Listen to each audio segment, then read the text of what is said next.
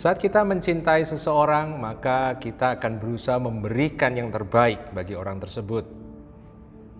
Tapi seringkali ketika kita memberi, Bapak Ibu Saudara, pemberian kita itu menurut ukuran kita, menurut kesukaan kita, bukan menurut ukuran atau kesukaan orang yang kita beri.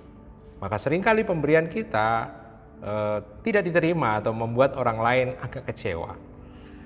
Dan saya percaya juga dengan Tuhan, ketika kita mengasihi Tuhan, maka kita juga akan berusaha memberikan yang terbaik buat Tuhan.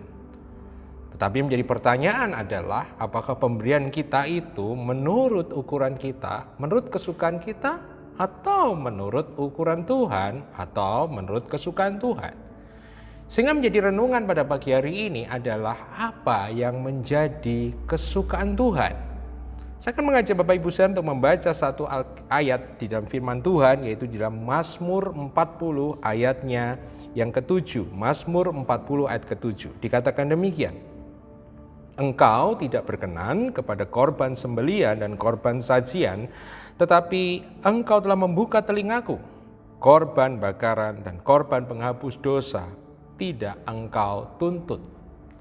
Bapak Ibu Saudara, kalau kita membaca ini dari perspektif perjanjian baru mungkin tidak mengejutkan. Tetapi kalau Bapak Ibu Saudara membaca dari perspektif hidup dalam perjanjian lama, tentu saja ini mengejutkan. Karena di dalam perjanjian lama kita membaca Allah sangat menyukai korban. Tetapi Daud sebagai orang yang berjalan hidup menurut hati Allah, sangat memahami apa yang menjadi kesukaan Tuhan. Sehingga dia mengatakan bahwa Tuhan, engkau tidak berkenan pada korban sembelian, korban sajian, korban bakaran, dan korban penghapus dosa pun tidak engkau tuntut. Saya khawatir bahwa hari-hari ini kita juga berpikir bahwa kita memberikan sesuatu menjadi kesukaan Tuhan, ternyata bukan.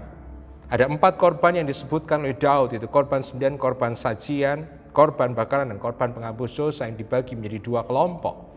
Dan kalau kita mempelajari secara mendalam, maka yang dimaksud dengan korban sembelian ada korban sajian, adalah korban-korban yang diberikan yang tidak berhubungan dengan dosa yang ada dalam hidup kita. Saya menyebutnya itu sebagai giving, sebagai pemberian kepada Tuhan.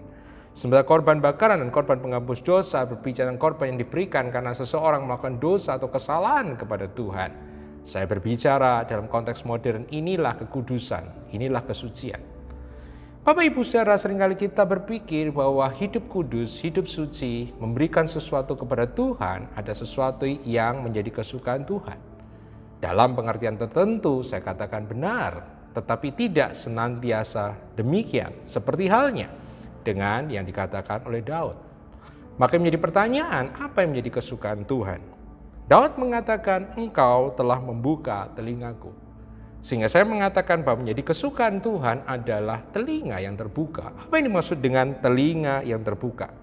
Kata terbuka atau membuka di dalam teks ini diambil dari satu kata Ibrani kharah yang sebenarnya bisa berarti menggali atau membuat lubang. Sehingga beberapa terjemahan mengatakan telinga yang terbuka atau membuka telinga bisa dikatakan melubangi telinga, atau dalam bahasa yang lebih populer adalah menindik telinga. Telinga yang tertindik, telinga yang berlubang, itu yang menjadi kesukaan Tuhan. Apa yang menjadi maksudnya di sini? Kalau Bapak Ibu sudah membaca, ini berkorelasi dengan Keluaran 21 ayat yang pertama sampai dengan ayat yang ke-6. Keluaran 21 ayat yang pertama sampai dengan ayat 6. Berbicara tentang seorang hamba atau seorang budak yang setelah 6 tahun bekerja pada seseorang, mana tahun ke-7 dia dibebaskan. Tetapi ada sebuah kasus di mana budak yang harusnya merdeka, tidak lagi terikat, tidak harus lagi bekerja, kemudian memilih untuk tetap bekerja menjadi budak dari seseorang itu. Maka menurut Keluaran 21, tuannya itu harus melubangi telinga daripada budak itu, melubangi atau menindik telinga daripada hamba itu, sebagai bukti bahwa orang tersebut akan melayani dia seumur hidupnya. Oleh karena itu saya percaya inilah yang dimaksud oleh firman Tuhan. Telinga yang terbuka, telinga yang tertindik berbicara tentang kehambaan, penyerahan diri yang secara sukarela seumur hidup, dan karena cinta atau kasihnya kepada tuannya. Saya percaya yang hari-hari ini dicari oleh Tuhan bukan hanya pelayanan, bukan hanya persembahan, bukan pemberian, bukan sekedar bermoral baik, bukan sekedar hidup kudus. tapi bagaimana kita memberikan surrender ourselves, mengabdikan diri kita sepenuhnya kepada Dia seumur hidup kita, seluruh hidup kita, sepanjang hidup kita, dengan sukarela dan karena kasih. Oleh karena itu, The Passion Translation menerjemahkan dengan sangat indah Mazmur 40 ayat 7. It is not sacrifices that really move your heart. Burnt offering, sin offering, that's not what brings you joy. But when you open my ears and speak deeply to me, I become your willing servant, your prisoner of love for life. Bukanlah korban yang menggerakkan hati Tuhan, bukanlah korban bakaran, korban penghapus dosa yang membawa kesukaan kepada hati Tuhan.